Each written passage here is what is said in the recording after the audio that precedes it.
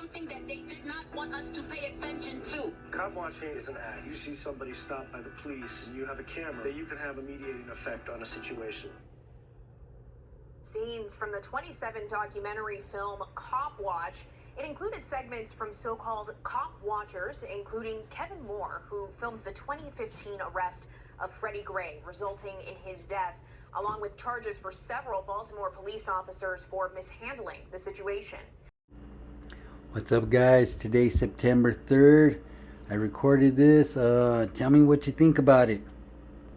There are a number of cop-watching organizations across the country. For instance, the organization We Cop Watch says its goal is, quote, to watch the police, to educate and empower the public by informing people about Cop Watch as a community defense tool, and to teach people about their rights in the event they are stopped by the police. In recent years, viral videos of law enforcement officers using excessive and at times deadly force has sparked public outrage, leading many to demand more accountability for the actions of officers and their departments. At the local level, police departments in many communities have begun reviewing and revising their officer conduct policies, implement use of body cameras, and have even charged officers for committing crimes that have violated the rights of civilians. At the federal level, Congress has passed legislation, such as the George Floyd Justice in Policing Act of 2021, with the goal of, quote, enhancing existing enforcement measures to remedy violations by law enforcement. We have to bring the real training they need, hold them to higher standards, help them succeed in keeping us safe. When you give up your rights for safety, especially if that right is to protect yourself, you deserve neither, because you're giving that responsibility to somebody else. Of these efforts, it depends on who you talk to. Some have decided to take the issue into their own hands by becoming the so-called cop watchers or First Amendment auditors. Armed with phones and cameras, they film interactions between police and civilians and then upload the videos to social media for others to see. While this act of the public policing the police is growing in popularity online, so is the debate surrounding it. While some are praising those doing it for holding police accountable, some argue it's interfering with law enforcement efforts and is potentially endangering officers responding to a situation. Our video partners at the Washington Post take us behind the scenes for an up-close look at the practice. He's already getting the tape. Hilarious. Yeah, establish your crime scene, fat boy, and then we'll do whatever you want. YouTube has brought about this new generation of cop watchers. I'm telling you right now, you whatever they about crime scenes. Some of them call themselves First Amendment auditors. Come on! Stay here. Here, hold this. As you can tell, most of those that record are government officials engaging their freedom of speech. Come on, come arrest me. Be sort of a fly on the wall and bear witness and hold the police accountable. Right here. Which one? This one right here or this one?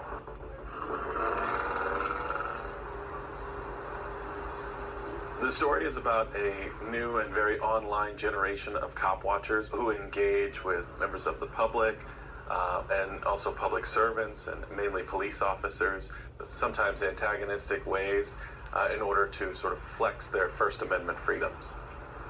You're gonna be viral, thank you. The first organization that was dedicated specifically to cop watching, many people believe, is Berkeley Cop Watch in California. That organization was dedicated to being a witness to police interactions in Berkeley. Oh, he watches my videos. So you'll see a lot of modern cop watchers and some of the most popular auditors and cop watchers on YouTube filming in ways that many people consider intrusive. However intrusive, still lawful.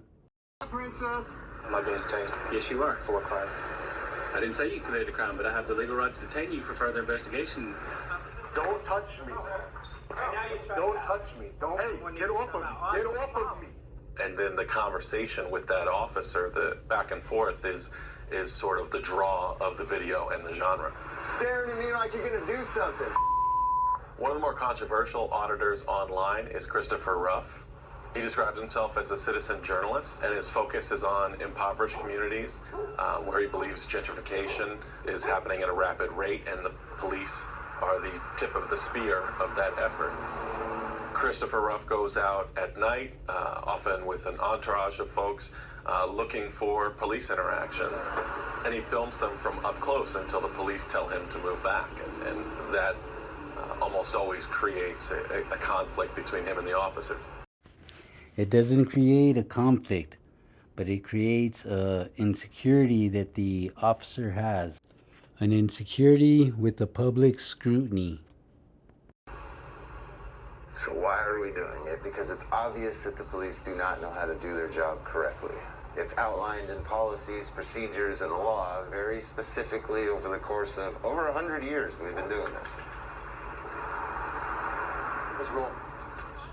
Christopher and his ilk inspired legislation last year in Arizona that sought to create a concrete distance from which folks could film police. New state law now makes it illegal to record an officer within 8 feet. The Reporters Committee for the Free Press sued, and the state's attorney declined to defend the constitutionality of that law. So it is not being enforced in Arizona at this time, but there are a number of states that have written up similar legislation, some of which has passed, some of which is in debate right now, that seek to do many of the same things legislators were trying to do in Arizona.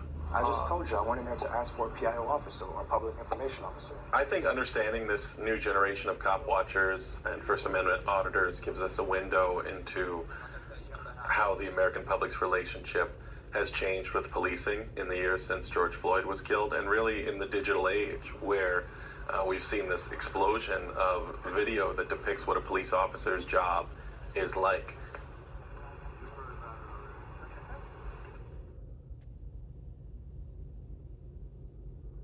Our thanks to our video partners at the Washington Post. And let's get deeper in conversation about cop watchers with Alexandra Block. She's senior supervising attorney in the ACLU of Illinois' Criminal Legal System and Policing Project.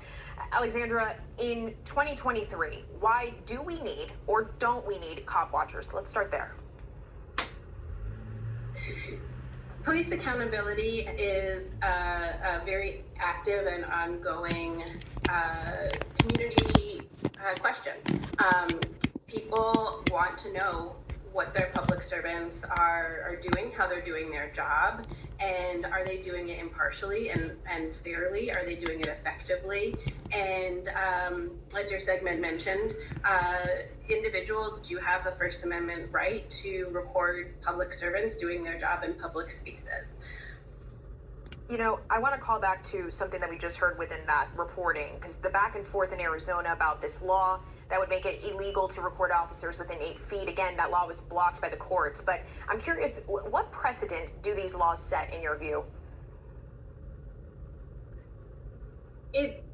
Restricting people's First Amendment rights to record police officers is a very dangerous precedent because the goal underlying that type of legislation really is to prevent the public from knowing what police officers are doing.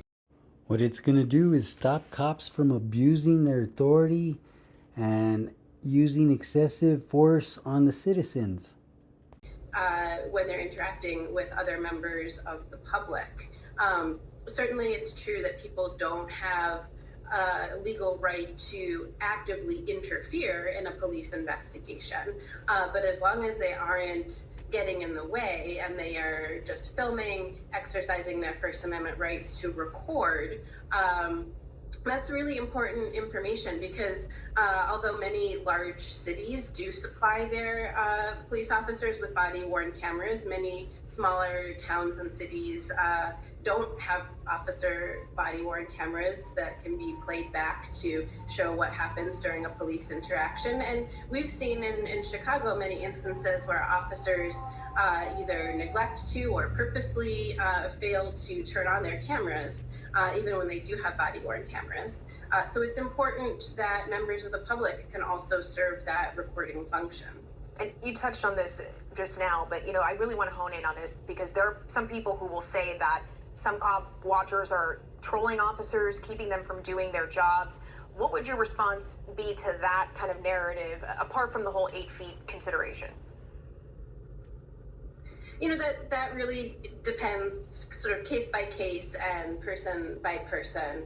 I think that the legal line is that people have the right to record the police in public when they're doing their policing functions. They don't have a right to interfere. Alexandra Block, Senior Supervising Attorney in the ACLU of Illinois' Criminal Legal System and Policing Project. Thank you so much for your expertise and time. We appreciate it. And that was For the Record, guys. Go ahead and leave your comments. Let me know what you guys thought about it. Later. Thank you very much for having me, Lauren.